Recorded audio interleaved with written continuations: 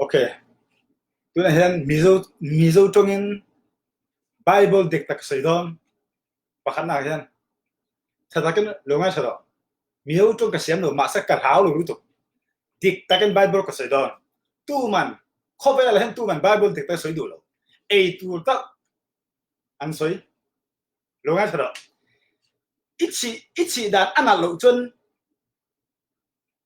adik luwa achi zong zong hi van ra ma tu man kai lo tu man min thil ngai lo bang ka thilon chen ya thatakin do dak thol nge por zol nei nge prophet nge pastor nge pharaoh nge bishop nge tu po ichi dan adik lo chun van ra ma kai lo shim chi dik takin changin kan balun asudon chen ya endo nang mai tu nge eng ichi dan isha tu lo eng dang ichi pakhat na hian cancer accident tuinen meinen misual ho en ta mai chi ta ho poisa diklo a HIV AIDS tu chiang chi zong zong eng wang chi ka soi don ei poisa diklo pakhat na ni na hian du nen in bei mai pasar po nilo anu pui po nilo du na in bei mai tu chiang minung hi hel an ka sim Bible chen na ka hen soi don chen ya tu le lu sei ho pai ta ho chin ho phla ho kha ho sa ho chi ru nei anei tu zong po chi chia chi dan ana lowanga van ram an kai ngai lowang kan Bible chen asoi avan soi don chen anu apa thu oilo afa te hi dik taka ka pui thelo minungi u anau nen inzol thelo banam tu mang kai lo Bible sa don tu na ya endo ichi dami adik lo chon van ra mak ikai lo him tu nge ke nge nang ma po chi dan dik lo minung zong van ram an kai lo Bible pita thonina bung ni chang lia chang ru endo du in be minung he achi da adik lo bang tuinen menen achiang katal ve ka ti zuda thon khanak zuda bung khap chang serina an ang cha Matthew bung som ni pali chang som sum paruka chang som nga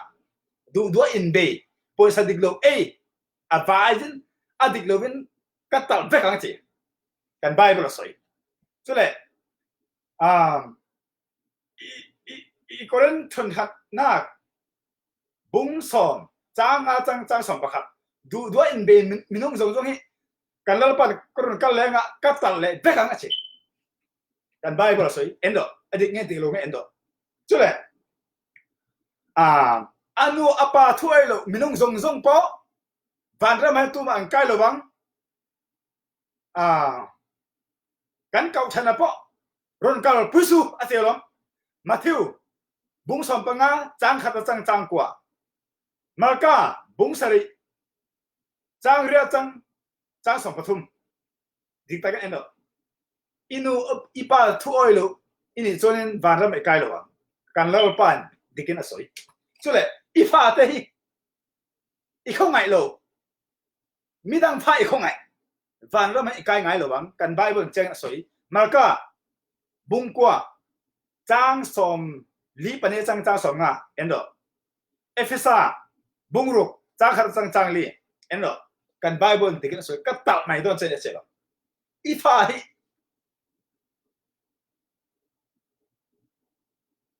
dik takin ni changin Bible nan inun puilo ba ka ta don chelo kanal pan asoi endo chule sabat kau chan Sunday kau chan Muslim Buddhist Hindu an mani kau thane adik lo chi dan chi ang mai maya iru ruajan a boxia midang ho po shet chi boxia tu chang minung in vain hela in kaldon katal bekang chi kan balbol changin asoi che khonge changin eno garati bunga chang som pako chang som ni pakha zohan thon khanna bungthum chang som chang som panga zem zako bung ni chang khata chang som pathum endo Buddhist, Muslim, Islam, Hindu, Sunday, Sabbath, Christian, Sunday, Sabbath, Christian. Tu chang mai maya ruru ane tu zong zong avan ka talanga hela an kal himi mang kan Bible chang soi. Tu le Mizoram apo pastor in tamboksi, zolni po in tamboksi, doctor po in tamboksi, how to in tamboksi. Tu le Faro bishop po in tamboksi, masala in ramahian. Ko ho na phate ma ati kan ma ani chongin suzuak kanche mijo chongin ar kanche atam lu to number 4 patam beng patam zu patam eng wange nan ma ni kau tha ho tu song song hi satan in ni a chu wangen I kau tha na hian tu chang minu atam lu to ko ise tu chang du anga in be minung he vanram an kai nga lo chin I nga em cậu thân hậu thủ giống hi min chữ ngay hen ít chỉ lâu ha du anga in be minung tu ma vanram kai lo kan lo pan tikin asoi Liberation chapter 2 verse 22 23 miêu trong cái sự nghe câu trong ngân biare khan chin it khai nghe na se ka ni na se tung du anga in be Peter chun na chang ni Peter chun na bung ni chang lia chang ro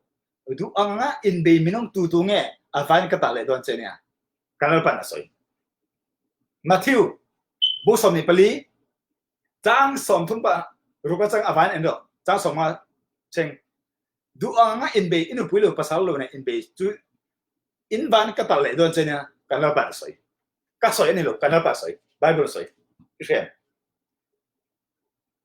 tu le accident jong po van rat ka lo tu ani na khonge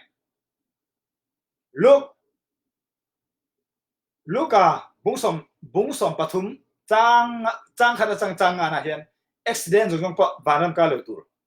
kalal pan kan Bible tiken soi evang accident I du do in be du do po sadik lo I mai